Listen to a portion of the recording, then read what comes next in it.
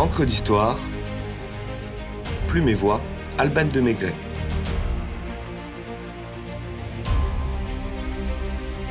Les dessous des cartes postales.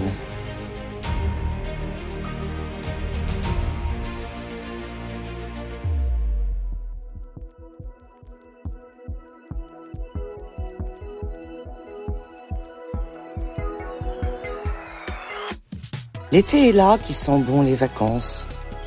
Le ciel bleu, le sable blond, la mer cristalline, les longues soirées et les cartes postales.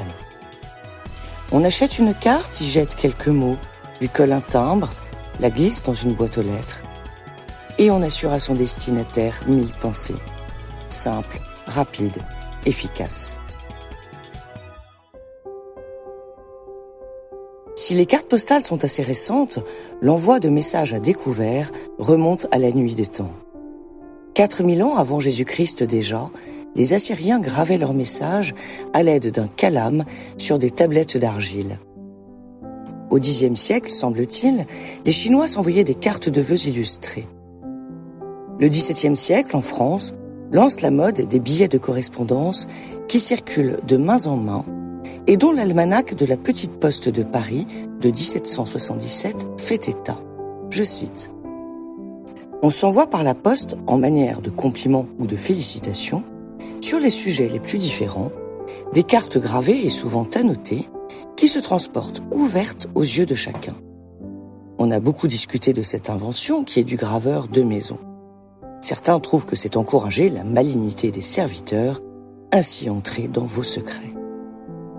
La Révolution française, soucieuse d'effacer toute trace de l'Ancien Régime, interdit l'usage de cette correspondance volante. Mais une grande partie de l'Europe continue à jouer la carte du billet.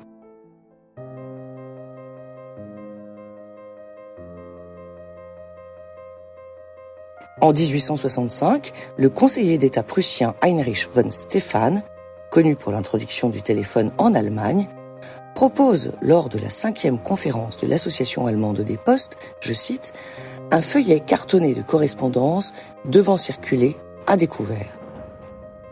Mais à la veille de la guerre austro-prussienne, les préoccupations de Guillaume Ier et d'Otto von Bismarck sont ailleurs, et l'idée ne fait pas mouche. 4 ans plus tard, la paix revenue, Emmanuel Hermann, professeur d'économie politique à Vienne, reprend l'idée de Stéphane et convainc d'introduire une correspondance pratique et peu coûteuse qu'il nomme « Korrespondenz-Karte ». La carte postale est alors dénuée d'illustrations, mais fait fureur et se vend la première année à près de 10 millions d'exemplaires. La France, jusque-là frileuse, adopte l'usage de la carte postale lors de la guerre franco-prussienne de 1870 et du siège de Strasbourg. La Société de secours aux blessés militaires des armées de terre et de mer obtient du général prussien Weider l'autorisation de diffuser des cartes postales. Affranchies de frais de port et estampillées du logo de la Croix-Rouge, les cartes permettent à la population de correspondre succinctement avec leur famille, habitant en dehors du territoire occupé, sous contrôle de l'assiégeant. Pendant le siège de Paris, qui suit celui de Strasbourg, le décret du 21 septembre 1870 autorise l'utilisation de cartes postales en carton plein, pesant un maximum de 3 grammes et mesurant 11 cm par 7 cm. Affranchie à 10 centimes et expédiée par ballon, toute carte contenant des renseignements susceptibles d'être utilisés par l'ennemi peut être retenue par la censure. Beaucoup n'arrivent jamais à destination.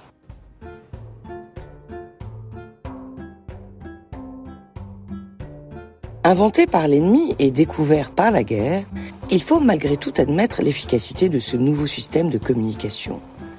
Si bien qu'en 1873, la France, amputée de l'Alsace et la Lorraine, adopte de façon officielle l'usage des cartes postales. Destinées à circuler à découvert en France et en Algérie, l'affranchissement est de 10 centimes pour celles qui circulent dans une même ville et de 15 centimes de bureau à bureau. Outre le timbre, l'unique illustration de cette carte officielle réside en une frise de 4 mm qui encadre la partie réservée à l'adresse.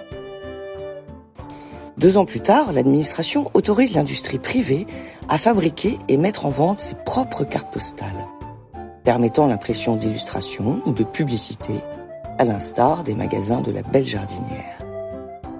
Jusqu'en 1904, l'adresse ne doit pas figurer du même côté que le message, si bien que les illustrations occupent au plus la moitié du verso.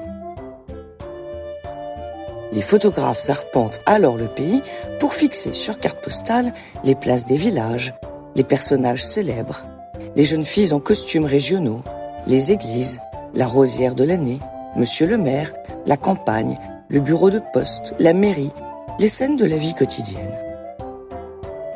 Lors de l'exposition universelle de 1889, 300 000 cartes sont vendues avec une représentation de la Tour Eiffel dessinée par Léon-Charles Liboni, facteur déterminant de l'entrée de la carte postale dans son âge d'or.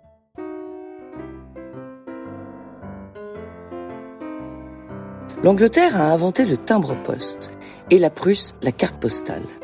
Si bien que piquée au vif dans son orgueil patriotique et dans un esprit revanchard, la France tente de se forger des inventeurs antérieurs aux Germains. Ainsi, dans un article de 1902, le Petit Journal pose comme créateur de la carte postale illustrée Léon Besnardeau, un modeste papetier libraire de la Sarthe. L'homme jusque-là inconnu est promu au rang de vedette, tandis qu'une polémique laisse entendre que ces créations de 1870 n'étaient rien d'autre que des cartes de visite.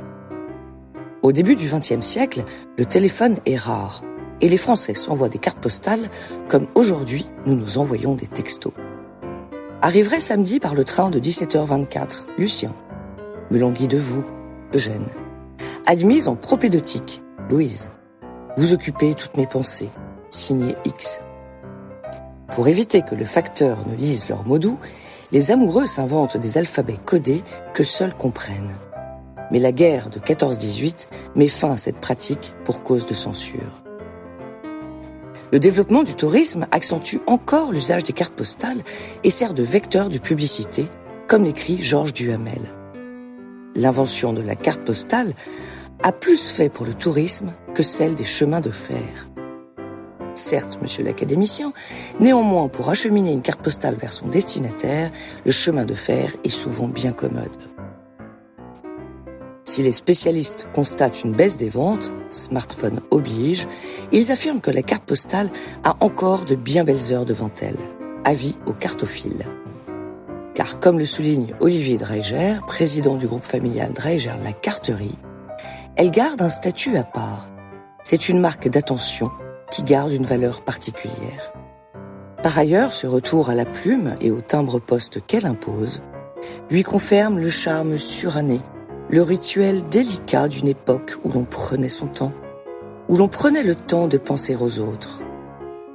Et ainsi que l'écrit Sébastien Lapac dans Théorie de la carte postale, une carte postale au temps des SMS, c'était la revanche de la relation concrète. Pensons-y.